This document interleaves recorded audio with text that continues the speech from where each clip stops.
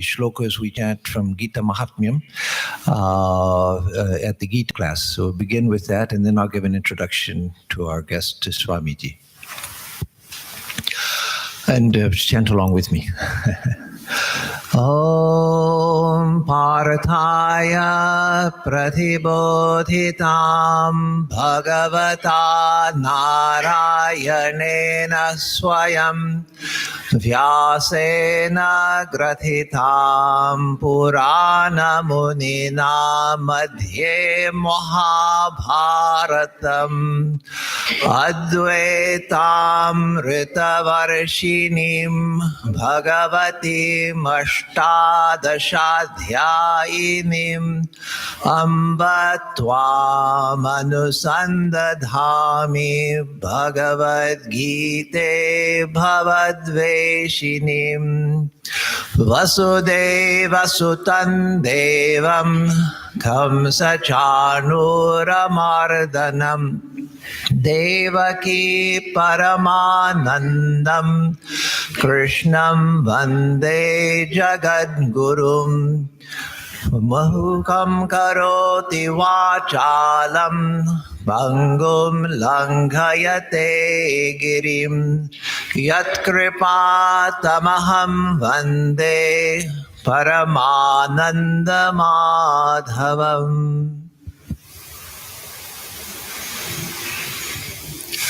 So I'm very happy to introduce Swami Tattvamayanandaji. Some of you were here yesterday for the retreat, and so you already know that he's a wonderful and very scholarly speaker. We had a retreat yesterday on the Bhagavad Gita in daily life with many wonderful insights to the Bhagavad Gita. And today the Swami is going to speak on the Bhagavad Gita and how Sri Shankaracharya made it a universal scripture. That is how he brought the Bhagavad Gita as part of the Mahabharata out of obscurity and made it a universal scripture, which is recognized for its wonderful wisdom and universal principles all around the world, not just in India. I remember various times in India when I encountered the popularity of the Gita, which of course I knew in theory, but encountered it once when I was traveling from Dharamshala in Himachal Pradesh by bus back to Delhi. And there was a family with young children, young parents and young children on the bus. And the whole way on the trip, they were chanting from memory all 18 chapters of the Gita. And so I was so impressed with that they chanted all 18 chapters from memory, including the children. And then at Mayavadi just a few years ago, when I was living in India, and I would go there in the summertime to escape the Calcutta heat. I wish I could go there to escape the Houston heat in the summertime also.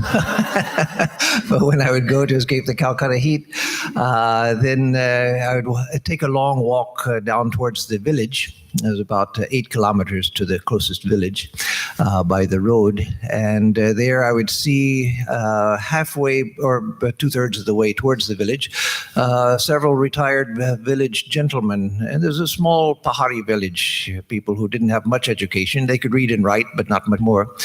But they would walk out in the evenings to this point that I would pass, and there they would sit in the evenings, and one of them would read the Gita and discuss it with the others. And so it was a wonderful thing to see that these villagers would spend their retirement time taking a walk out into a beautiful scenery overlooking the mountains and discuss the Gita every evening. So the Swami will discuss that theme today, the universal aspect of the Gita, how Shankaracharya brought out the universal scripture of the Gita. So let me say a few words about the Swami for those of you who were not here yesterday. He joined the order in Chennai. Yesterday I said Trichur. He spent much of his early monastic life in Trichur, but he joined in Chennai under the great Swami Tattvamayanandaji. whom I knew and revered and loved very much. And then he went to Trichur because of some great scholars, traditional scholars. And as I said yesterday, the Swami is noted for his scholarship in traditional Sanskrit learning, having learned Sanskrit in the traditional way in the scriptures. So he went back to Trichur to study under these great scholars. But he also is noted for his learning in modern knowledge as well, in history, philosophy, psychology. And so he combines these two great streams of knowledge, deep, profound learning in the scriptures, in Sanskritic culture, and in modern disciplines like modern history and philosophy, psychology, etc. So he came back to Trichur to study, and eventually he became the editor of Prabuddha Keralam. That is the organ of the journal of the Ramakrishna Mission in Kerala in the Malayali language.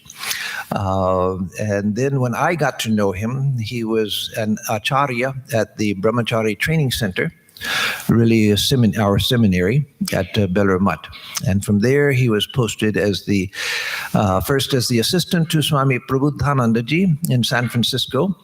And then he became the head of the San Francisco Center, one of our largest and most important centers, a center which was founded by Swami Vivekananda himself.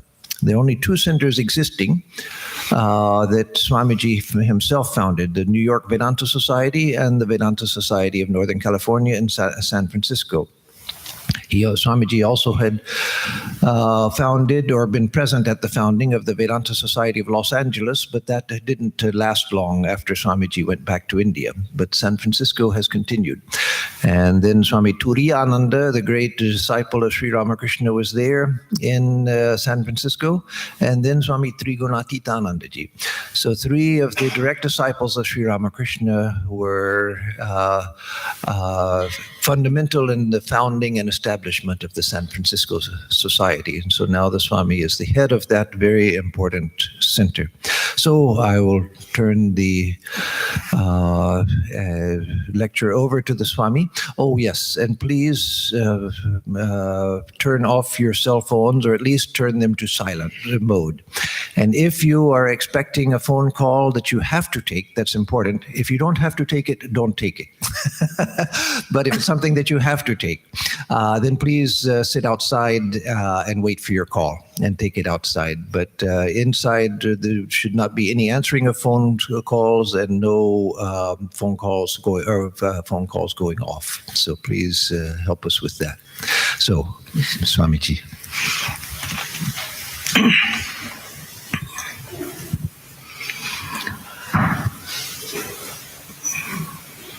Om Sthapakaya cha dharmasya sarvadharmaswarupini avatara varisthaya Ramakrishnaya te namaha.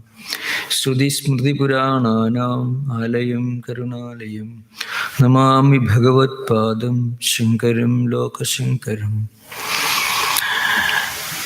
So the topic before me is in many ways an expanded interpretation of what I was trying to explain during the last 3 sessions yesterday.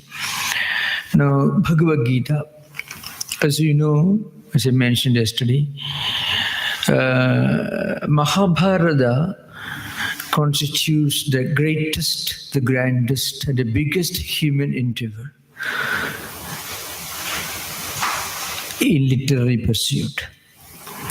In its larger version, it has close to 145,000 verses, and in its shorter version, more than 100,000 verses. In this huge epic work, Bhagavad Gita is almost like a drop in a mighty ocean. 700 verses divided into 18 chapters. These 18 chapters of the Bhagavad Gita constitute 18 chapters from 25th to 42nd chapters of the Bhishma Parva of Mahabharata. And Bhishma Parva itself, Parva roughly corresponds to section, book, and so on, not chapter. So, Bhishma Parva itself is noted for its high philosophical content, and Bhagavad Gita constitutes the 18 chapters from 25th, including 25th, up to 42nd. Now, how did this small work, a fragment of a mighty big epic work, become so prominent and so important as a spiritual classic? There is something very interesting about it. Now, if you look at India's metaphysical, spiritual evolution, confining within the limits of recorded history, not going beyond that, not going to the mythological or semi-mythological era, you can find roughly 24 centuries, 2,400 years between Buddha and Vivekananda and Sri Ramakrishna together. Buddha lived somewhere roughly in 600 or maybe 600 BC. Shankara in 8th century AD, and Sri Ramakrishna Vivekananda phenomenon lived in 19th century. So roughly speaking, Shankara stands in between, separated by roughly 12 centuries backward and forward. Now, when Shankaracharya was born, Hinduism or Indian philosophy was going through a very difficult, very complex period, challenging period. Today we talk about yoga, karma yoga, bhakti yoga, jnana yoga, all taken from the Gita. This karma yoga, as we understand today, did not exist during Shankara's time. So you may come across in Shankaracharya's works some very strong imperative statements. Jnana karmanor virodham parvadavat akampyam. The contrast, the conflict, the difference between jnanam and karma are as unshakable as a mountain. Parvadavat akampyam. It cannot move. It is so solid. Now, what does it mean? This Shankara, and not only that, Yani karmani agnihottradini shastre vidhiyende tani karma sarvani karmani avidusho bhikitani. I see. So I want to repeat again. I do repeat this frequently in the Silicon Valley. If you don't understand one word of Sanskrit, you won't be missing anything. You can just imagine you are listening to some strange noises. I shall explain everything in English. But without quoting the sacred words of the great saints, it is a blasphemy, it's a sacrilege to put things in my mouth as if I'm talking about all these things. That is a evam parampara praptam. We say parampara praptam with Shastram. Shankaracharya called it Shastram. To give, just one more point. Recently, I gave a retreat in San Francisco. It was based on Mahasati Upattana Sutta, which is Mahasmriti Upasthana Sutram, which is the original discourse given by Buddha in Prakrit language, which was recorded in Pali canon. It was Mahasati Upattana. It constitutes the Bible of mindfulness. Today you come across thousands of editions of books on mindfulness. In our own San Francisco women's retreat house, some women retreatants will come and stay for 3 days. 3 days they are allowed. And we have a number of books on mindfulness. They read a tiny small book, and within 3 months they will write their own book. They will never mention Buddha's name. So you will imagine mindfulness is a new innovation in Silicon Valley. But mindfulness is built upon the foundation of one long discourse that Buddha gave in Rajagriha. that is today close to today's Bihar, Patna. That is the capital of the Magadha Empire, where there was a Buddhist council, and Buddha gave a long discourse on mindfulness, which later he repeated in many other places, Vaishali and other places also. So I made it a point to quote from the Pali Canon, because I wanted to prove that it is not coming from my head. It comes from the great Buddha. So it is my duty to tell you that these ideas are not mine. These belong to Shankaracharya's ideas. That's why I'm quoting. So if you don't understand, don't bother. So what I mean to say, if you look at India's philosophical evolution, you find these 2,400 years, 24 centuries constitute a very important period. From Buddha to Shankara to Sri Ramakrishna Vivekananda, the 19th century.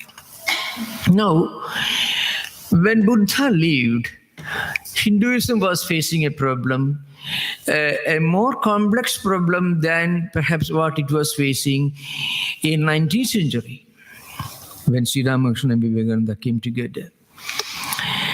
The word karma in Sanskrit means, say, kr dhatu. Kr means anything that you cause something to happen. Any kind of vibration, a thought in our mind, a word we speak, a physical deed, all these are karmas.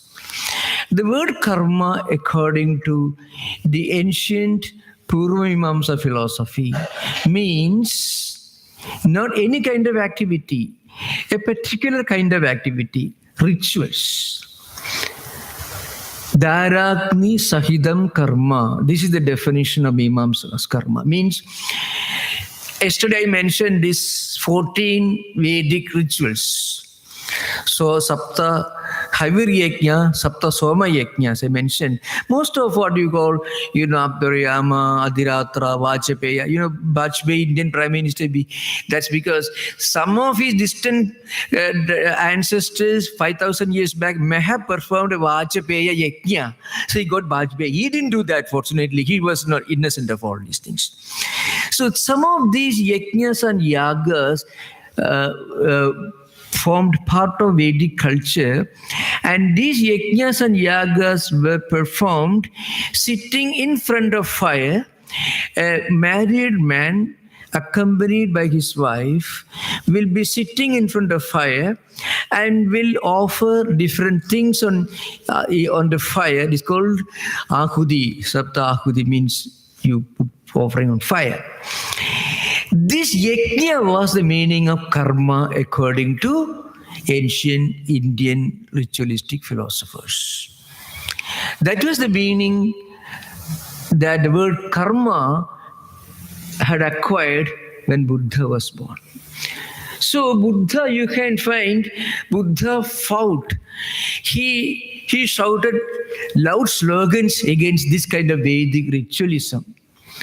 So, Nininda Vedam Pasughatanam Vai, one of the mantras, Nininda Vedam Pasughatanam Vai.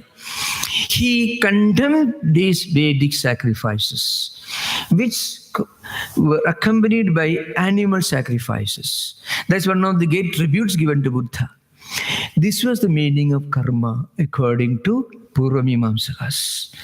Now, it was not so when Sri Krishna actually expounded Karma Yoga. The 3rd chapter of Bhagavad Gita is Karma Yoga.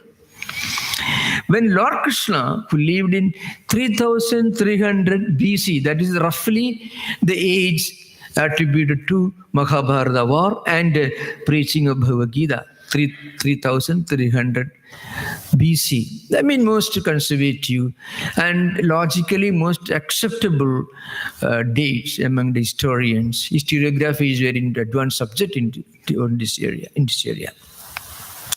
So when Sri Krishna preached karma yoga in the Bhagavad Gita, it had got a much different meaning.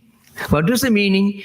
The meaning was any kind of action that you do with a noble purpose, without a selfish motive, becomes karma yoga.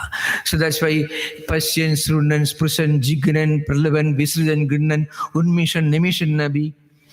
Brahmanyathaya karmani sangam tektva karotyeha lipede nasapapena patramivambasa. You find in Gita, Lord Krishna says, opening the eyes, closing the eyes, eating food, walking the streets, working in the office, working with the computer, teaching, hospital, medical, engineering work, any kind of activity that you do without a selfish motive, with a sublime ideal in mind, without any obsessive attachment to the result, that becomes karma yoga. That yesterday I mentioned Katyayana Sutra Vakya, Yajna vai sreshtatamam karma. The meaning of yajna and karma, yoga, are the same, any noble activity. This was the original meaning given by Lord Krishna when he expounded karma yoga. That's the 3rd chapter of Bhagavad Gita. When Buddha was born, this meaning was lost. This meaning had already been hijacked by the Mimamsakas. Mimamsa is one of the six theistic systems of Indian philosophy. Theistic system means a system of philosophy which accepts Vedas as one of the pramanas or the supreme pramana. That's called theistic philosophy, not belief in God. So, Mimamsakas had already hijacked the true meaning of Karma Yoga long before Buddha was born. So, Sri Krishna's original meaning of karma was completely forgotten. Instead, in its place, karma means Dharakni Sahitam Karma. If you perform a ritual, and what's the purpose of this ritual? Going to heaven, long life, plenty of money, wealth, children, name and fame. For this purpose, if you perform an external ritual, that was the only purpose of karma. So karma had a very narrow, rigid, technical meaning in the Mimamsa tradition. So Jaimini is the exponent of Mimamsa philosophy. He is also the author of the largest sutra literature. The Adhado Dharma Jijnasa, that's how it begins, more than 4,000 sutras, Jaimini sutras. So he defined karma in a very, very narrow language. And then Buddha came. Buddha said, no, these karmas, we don't care. So we don't care even the Vedas which talk about this karma. So he completely rejected Veda Pramanyam. He did not reject Vedanta Pramanyam, but he rejected Veda Pramanyam. And Vedas, unfortunately, had a very, very wrong meaning and implication during Buddha's time. Now Shankara came in 8th century AD. When Shankaracharya had come, Buddhism also had been hijacked by many currents, many new trends in India and abroad. Buddhism, especially Mahayana Buddhism, traveled to countries in Central Asia, China, Japan, Korea, and all these places. And Hinayana Buddhism, which is related to Sautrandhika and Vaibhashika philosophers, traveled to Sri Lanka, Burma, Siam, and all these countries. So in all these countries where Buddhism went, it took its own new form, new shapes and new forms. I mean, the Buddhism in China got completely accommodated in the Chinese ethos, taking ideas, or maybe adapting to the Confucian, the old Lao Tzu's teachings of China. So it took its own form. So also in Japan, from China to Japan and other countries. But within India, here Buddhism took a new shape. What happened? Between 2nd century BC and 6th century AD, 4 new systems of philosophy evolved in India on Buddhism. One is Sunyavada and Vijnanavada, which belong to Mahayana Buddhism, which became popular in China and Japan and other countries. And Sautrandhika and Vaibhashika, 2 schools of realism, which became popular among the Hinayana Buddhist countries, where Pali canon was more prominent, like Sri Lanka, Burma, and other countries. So when Shankaracharya was born, Buddhism, as understood in India, was totally different from Buddhism that Buddha actually taught almost 800 years, 900 years earlier, or maybe almost 1,000 years earlier. Buddha did not talk about, nothingness, voidness, everything comes from voidness. He didn't mean that. Even Shunyavada was, as we understand today, even in the United States, is totally different, totally non-recognizable from the Shunyavada expounded by Nagarjuna in Madhyamika Karika. Nagarjuna says, Shunya is the ultimate supreme reality. How can it be translated into nothingness? You want to identify yourself with nothingness. The word Shunya is not, Shunya doesn't imply nothingness or voidness. It implies indescribability, non-definability, going beyond verbalization, something that is non-empirical, what roughly corresponds to, but more than that, Immanuel Kant's noumenon, the transcendental, the trans-empirical reality. But that is now totally misunderstood, and Shunya means nothingness.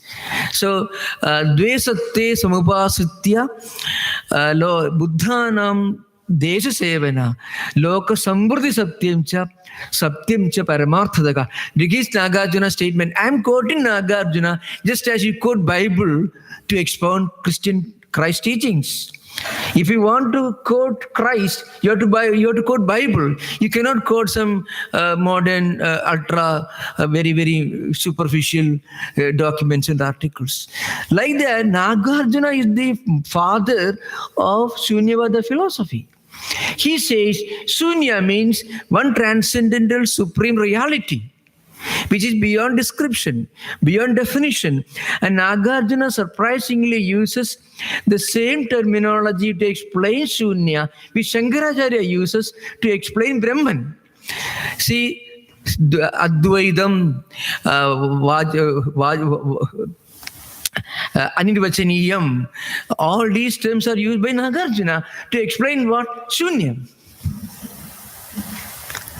And that is wrongly translated into English word nothingness. Now we have forgotten Nagarjuna. We depend upon a tiny, small, little, extremely well printed and well bound, tiny, superficial book to understand Shunyavada.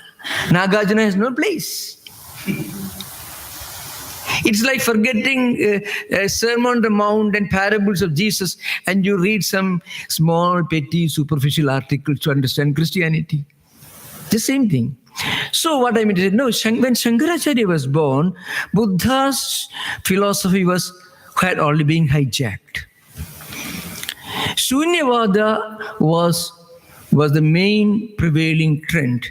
And Shunyavada was in India was misunderstood and misrepresented by post-Nagarjuna philosophers like Dignaga and others as something close to a kind of iconoclastic, nihilistic, world-negating, life-negating entity. I mean, everything is zero. That's Vainashikanam. So Shankaracharya uses one word, Vainashika. Vainashika means those who destroy everything. Those who completely deny everything. Those who disown everything. Those who disinherit everything. A total zero is the essence of human existence.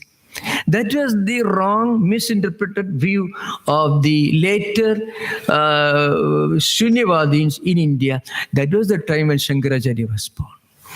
So on the one hand, Mimamsa philosophy was highly misunderstood, had already hijacked karma yoga aspect of Gita, and Shunyavada theory had already hijacked the Vedantic elements of Upanishadic philosophy. And then from 4th to 6th century, two great Mimamsa philosophers appeared in India, Kumarila and Prabhakara. They together tried to rescue Vedas, not Vedanta, but Veda, by bringing back the ritualistic philosophy into prominence. So when Shankaracharya was born, on the one hand, he had to face the problem of the Vainashikas. Vainashika means those who deny everything, destroy everything, completely disowning everything. And Mimamsakas are already won the field against both this through arguments, and they have already brought back the prominence of empty ritualism. To give an example, that you will understand. Aham Brahmasmi, Tattvamasi, Prajnanam Brahma, Ayam Atma Brahma. These are the four Mahavakyas. Aham Brahmasmi signifies Anubhuti Vakya, Tattvamasi is Upadesha Vakya, and Prajnanam Brahma and Ayam Atma Brahma constitutes Lakshana Vakya and Anusandhana Vakya. I'm going to those details. Aham Brahmasmi, according to Shankaracharya, means when you reach the highest spiritual experience, you realize that the all-pervading supreme reality, Brahman or Atman, is also the immanent present in everyone and everything. That's your true nature. Beyond and behind this body, senses, mind and intellect, there is one imperishable, eternal, supreme, divine spark that is called Atman. And that is my true nature. Aham Brahma Asmi. That is my true nature. I am Atman. I am Brahman. This is the meaning. This is Vedantic meaning. The same Mahavakya, when interpreted by Mimamsakas in their own language, as a totally distorted implication. You'll be surprised. You'll be ashamed to utter the word Aham Brahmasmi if you understand the meaning. What it means is, Aham, I am the one who is performing this Vedic ritual for long life, wealth, progeny, and so on. Pashyema Sharada Sadam, Jivema Sharada Sadam, Bhuyasta Sharada Sadam. These are the mantras uttered by the Mimamsakas. So, and with uttering these mantras, they will offer ahuti. Ahuti means offerings, like ghee, clarified butter, yogurt you may call it, cooked rice, many of navad dhanyas, all this you offer. Let me live long, let me have plenty of money, let me have a healthy body. With this prayer, you utter these mantras. Accompany the wife. And when you reach the highest fruition of these rituals, then one Devada will appear. Well, you will become one with the Devadas. It's better to remain separate than becoming one with such a Devada, whose sole purpose is to give you a healthy body. There is something transcendental about it. So Devada Prapti is the meaning of Aham Brahmasmi, according to Mimamsakas. Like that, all these Mahavakyas, none have got distorted meanings. When Shankaracharya's hands touched these Vedic mantras, they got tremendous meaning. So all the Vedantic philosophy that you find today, anywhere in the world, would not have been known to humanity if Shankaracharya had not written a commentary on the Upanishads, the Upanishads. Because the same mantras appeared and were interpreted, not all, but many of the mantras were interpreted by pre-Shankarite scholars, by Mimamsakas. When they interpreted, these Vedic mantras had absolutely no spiritual or philosophical significance. I can tell you, when the early German Indologists struck gold, and when they discovered Panini's Ashtadhyayi, the Sanskrit grammar, and Vedanta, Upanishads, Vedic literature. In the beginning, before Paul Deussen entered the scene, before Max Muller and Paul Deussen entered the scene, the early German Indologists tried to dismiss the whole Vedas as the ballads of some nomads driving the cattle from Central Asia to Indian border. That was how it was interpreted. The nomads, the cowherds and nomads, tribals, driving huge number of cattle. Those of you are in Texas state will heard of history. Driving in one direction. And as they drove these cattle ahead, they used to sing some tribal songs. And that is Vedas, including Aham Brahmasmi. Because they didn't, Aham Brahma, I am Brahman, what does it mean? You think either you're drunk or you're mad. If you don't read Shankaracharya's commentary, and if you say, I am Brahman, I am God, you go to Trader Joe's, you go to McDonald's, you go to all these, and you say you're Brahman. Your Brahman eats food, takes a flight to San Francisco. So people will think, they laugh at you.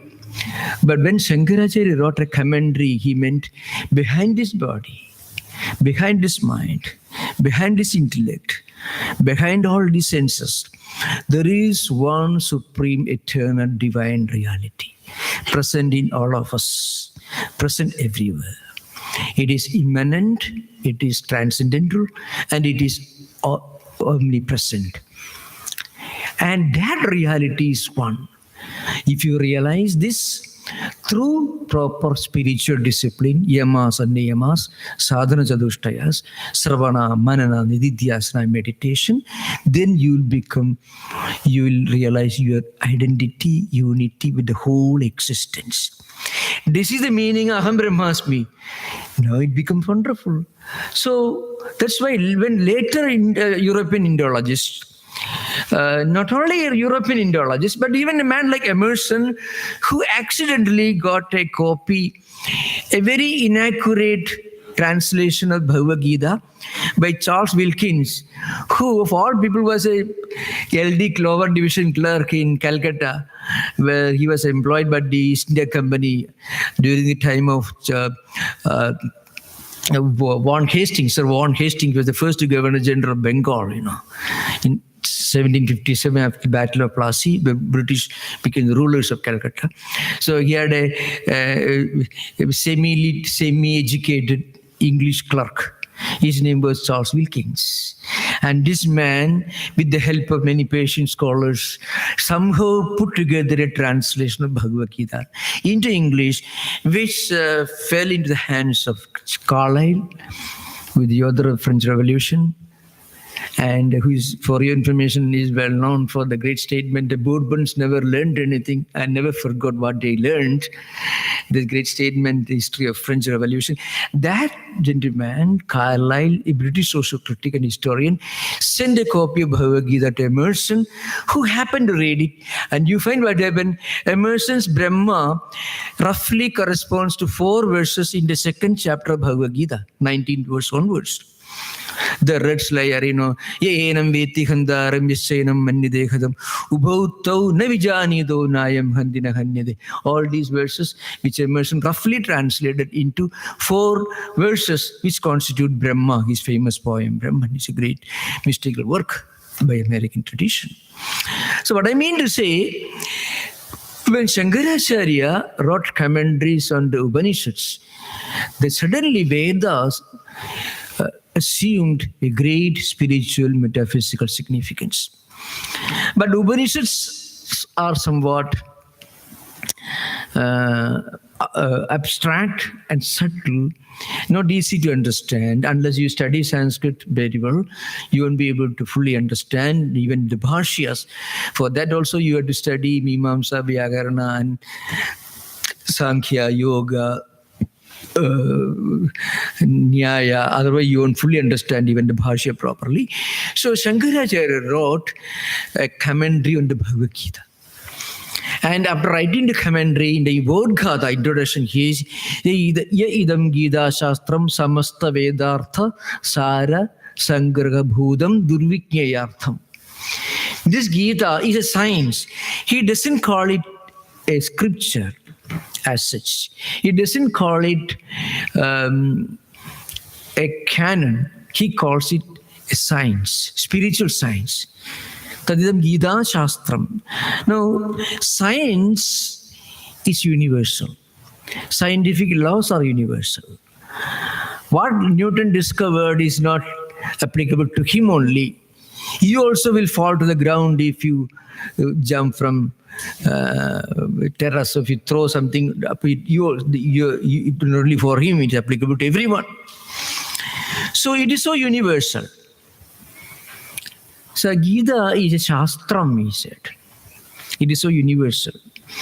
And it was his credit that he interprets these 18 chapters into 3 divisions dealing with Jnana Yoga, Karma Yoga, and Bhakti Yoga. At the same time, bringing and giving emphasis to the mental discipline required for practicing any of these 3 yogas, which is called Raj Yoga. Means self-restraint, yamas and niyamas, meditation, all these ideas. And not only that, by interpreting Bhagavad Gita, he has given something very, just one example. The magic of Shankara's commentary, I would say. You find in the Gita, Sampreksha Nasigagram Sum, this is Cha Anavalokayan. There is a mantra, there is a sloga in the Gita where it says how you should meditate, how you should sit somewhere. Samankaya shirogrivam dharayan ajalam stiraha sampreksha nasigagram sum. This is Cha Anavalokayan. Just to give you an example. But it means how you should sit for meditation. Samankaya shirogrivam. Your head, your neck and your body, spinal cord should be straight line. And then you should not be looking sideways. And then Sampreksha nasigagram swam.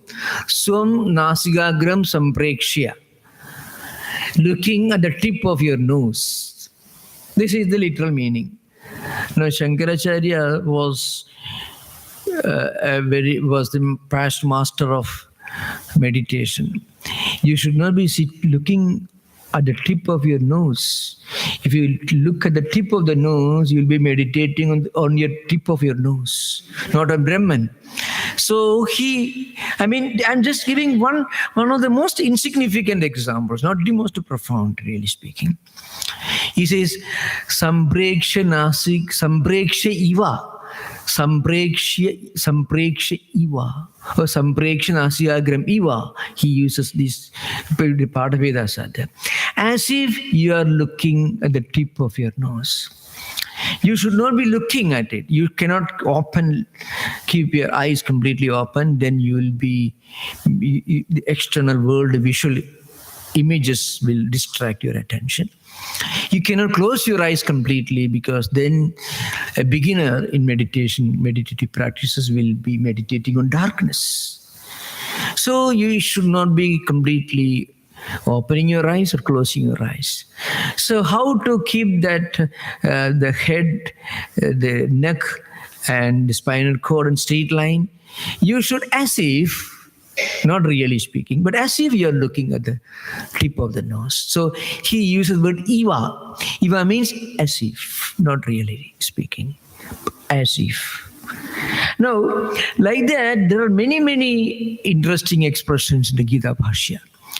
For example, Dividohi Vedokto Dharmaha Pravritti Lakshana Nivritti Lakshanascha Jagatastiti Karanam Sakshat Praninam Abhyudaya Nisresa Hetuhu. Like that, the Bhashyakara continues. He says at the beginning of Shankara Ubodhgata introduction, Shankaracharya says, in the entire history of human civilization, the whole humanity can be divided into 2 types, 2 categories.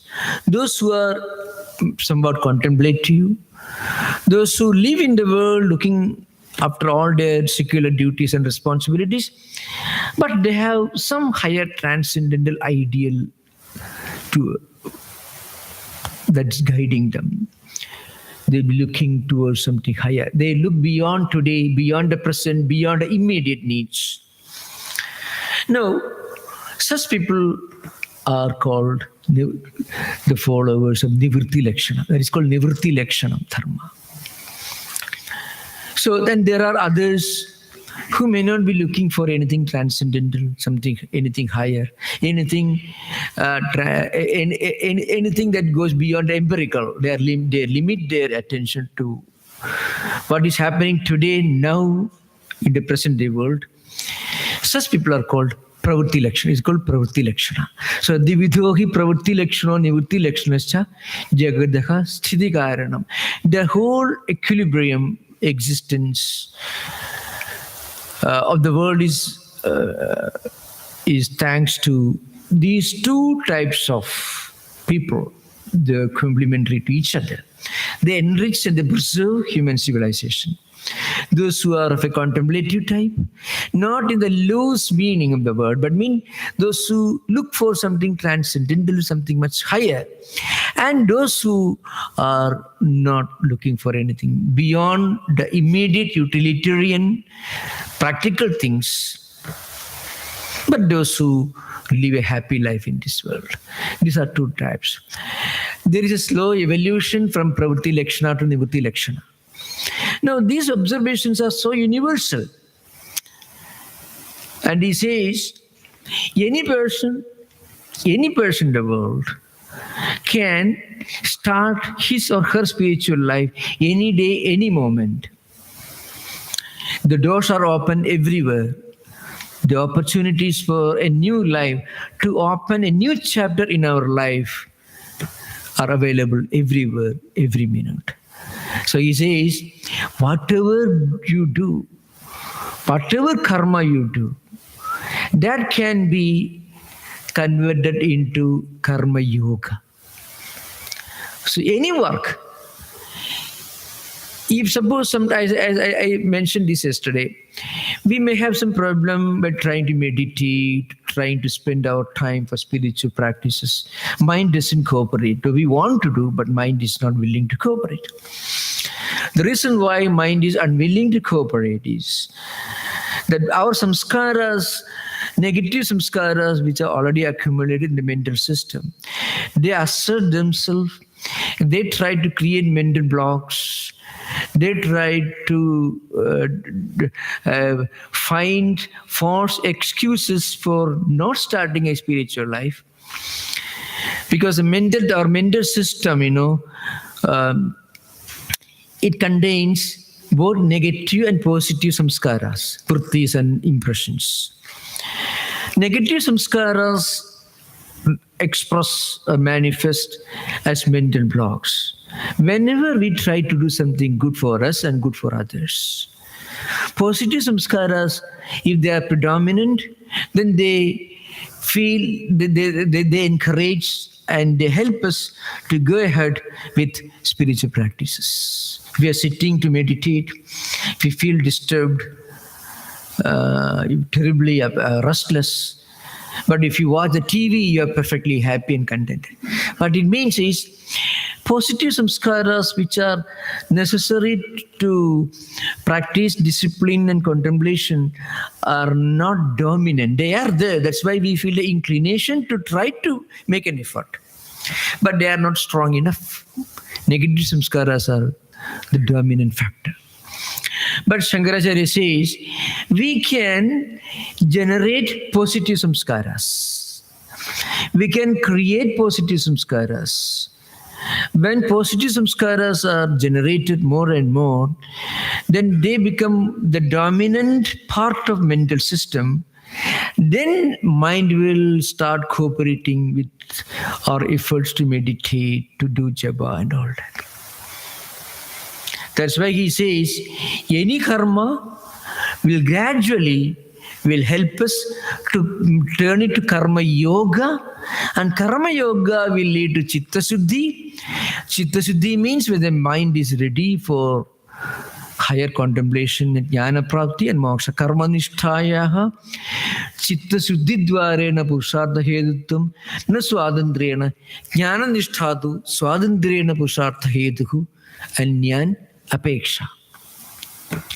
Karma nishtha will indirectly take us to mental purity. That means when the mind is fully ready for contemplation and meditation and spiritual practices.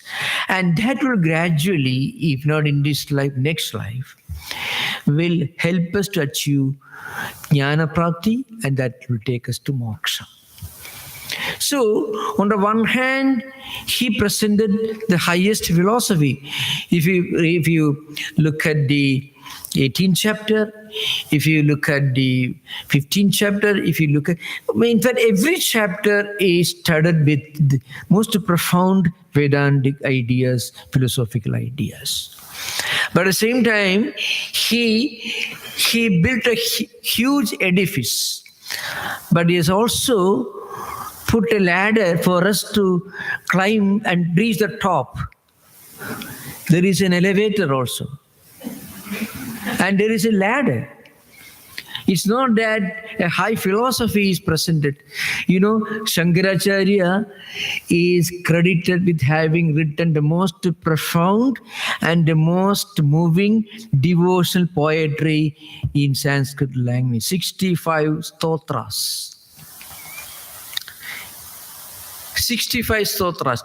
If you go anywhere in India, you find some great magnificent temple where he visited, and while standing in front of the deity, he chanted either Shiva Bhujangam, Saundarya Lahari, Ananda Lahari, Subramanya Bhujangam. Wherever he went, he composed, not composed, he didn't write a piece of paper and computer or anything.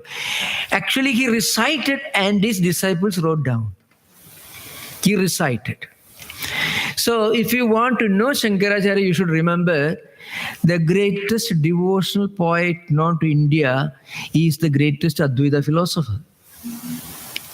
And one of the poems is called the Chadushashti Upajara Puja Stotram. Usasimagada Mangala Jayini Jadadi Jagrahi Jagrahi. What means, you know, today Swamiji is doing puja. Here Panchopachara Puja. Sometimes for bigger events we do Deshopachara and Shodashopachara. I mean 16. You have seen Durga Puja and Shodashopachara. Shankaracharya explained 64 upacharas. So actually the puja mantras that we are writing, that also coming from him. The most elaborate puja performed only in some very rare places during the installation of temples, Prana Pratishtha. 64 upacharas. And that is itself he wrote, he didn't write such long poetry. So where the all-pervading divine energy in the form of mother is invoked to be present in the image. And then he went around, he built, purified, by reinstalling the deities in hundreds of temples. See, Kanchi temple. Human sacrifice was well known in Kanchi temple. He was the one who changed it and put a Sri Chakra there. In many temples, wherever you go, if you go to Bihar state, if you go to Tribureshwari temple in Tripura, if you go to Maharashtra, if you go to Andhra, if you go to there is practically nowhere in India where he didn't go and build temples, reinstall deities, and purify the rituals going on there.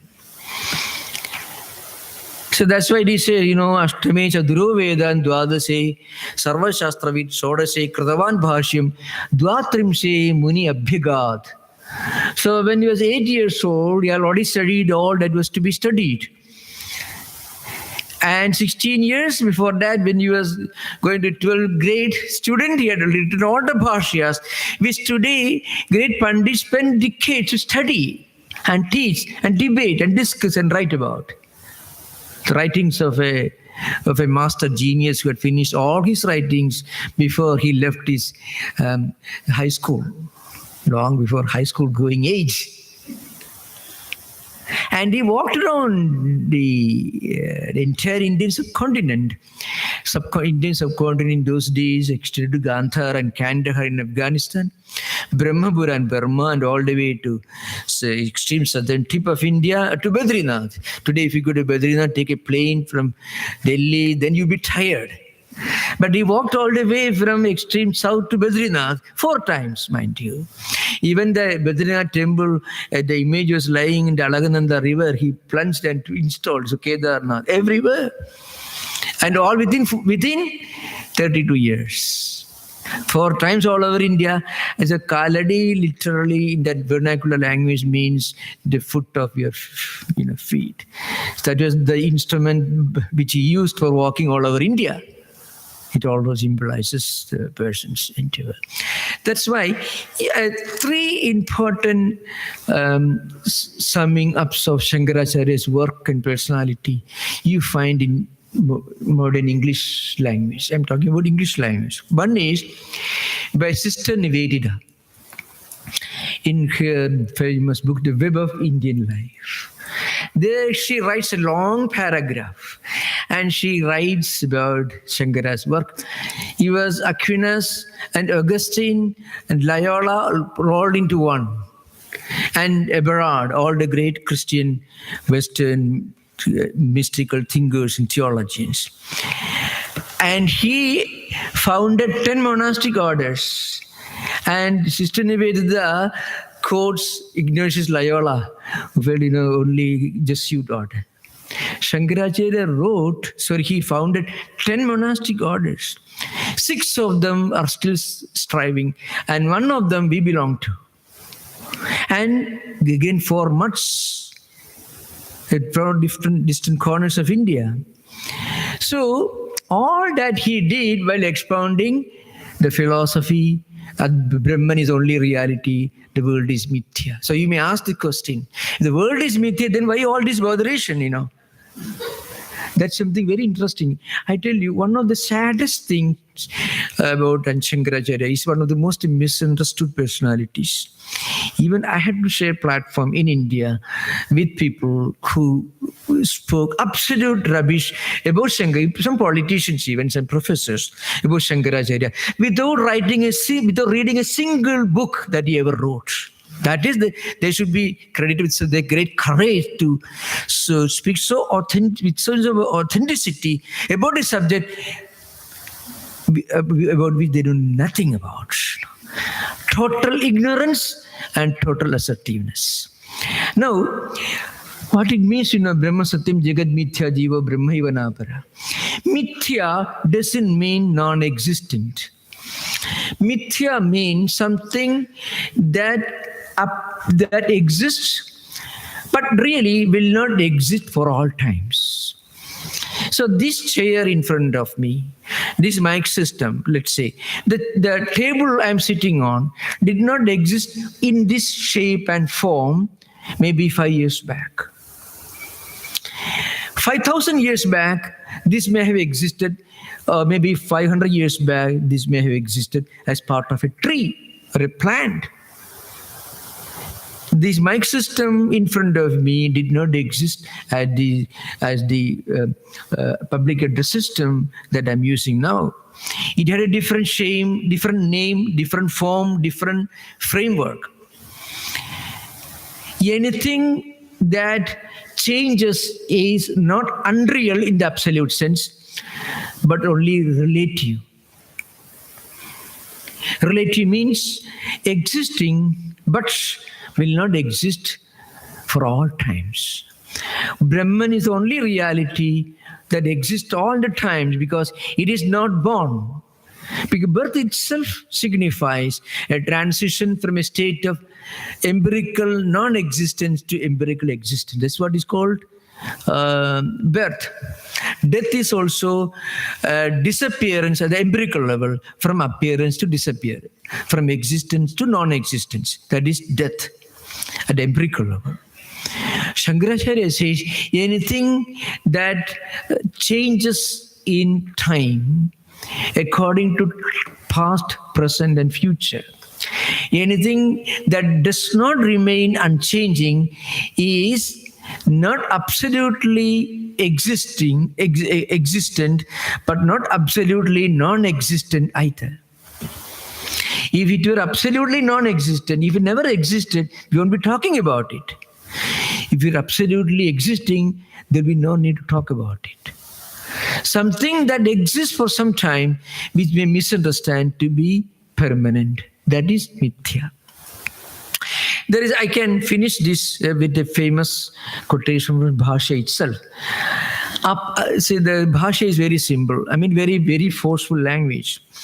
Aprasaktasya ka prastavaha. Aprasaktasya ko nishedhaka.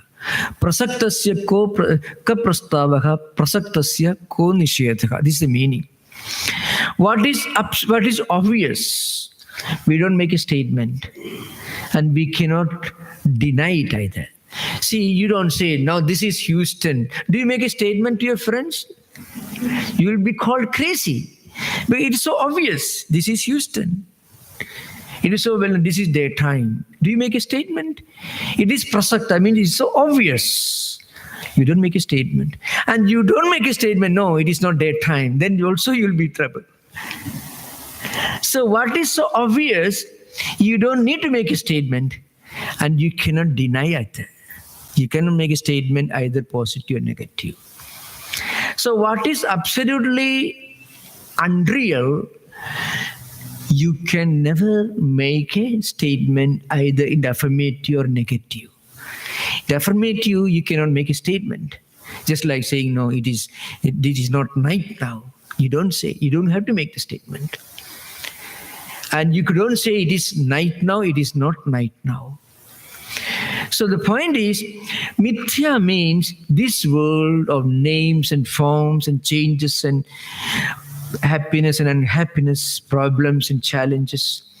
We may frequently imagine this world is permanent, it is paramarthya, it is real, it always remain the same. Even the cosmos, the earth, the cosmos, it is within time. Before Big Bang, it existed, but in another form. After Big Crunch, it may exist in different form. So there is difference. Whenever there is a change, it is indicative of impermanence.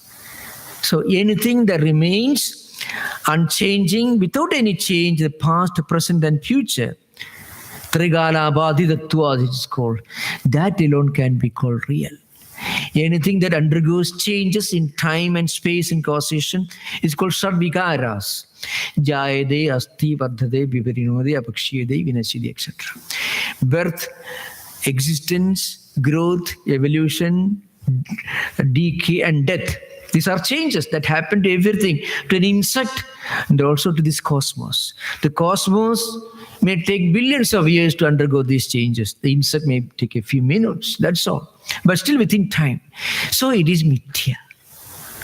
That is the meaning, that's the magic of the word mithya. Frequently people say, oh, Shankaracharya said the world is not there, I'm not there, you are not there. They make absolutely ridiculous statements.